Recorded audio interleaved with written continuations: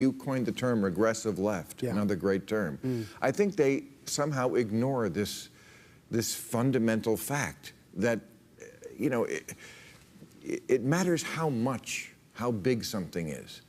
Talk about how big, what the number who are what you would call jihadists, people who are actually violent, versus Islamists, right? That's another level of it, versus just conservative. So let me talk you through the United Kingdom the last 4 months. We've had 4 terrorist attacks in 4 months.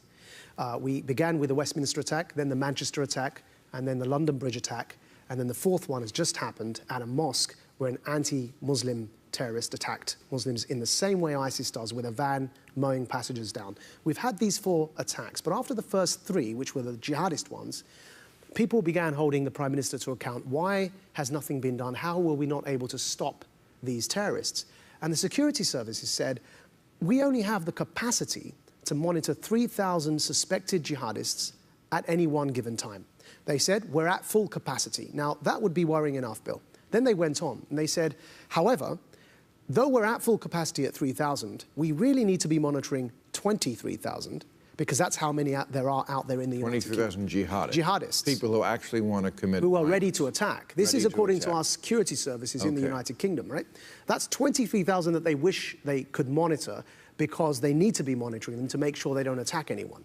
So around those 23,000 jihadists, imagine how many more will be ideological bedfellows, the Islamists. How many? Right. So what is that level? Right. So if we're going to go by... We're talking about people who are not going to attack, but when there is an attack, they go... So let's give them the benefit of the doubt. The majority of Islamists are not jihadists. So there'll be far many more Islamists who are not jihadists around them, right? So let's triple that number. Okay, let's say most of these people aren't violent. They are just ideologically committed to theocracy. And then you've got the hardcore violent ones in the middle. That's only out of a population, Bill, of 4 million Muslims in the UK anyway.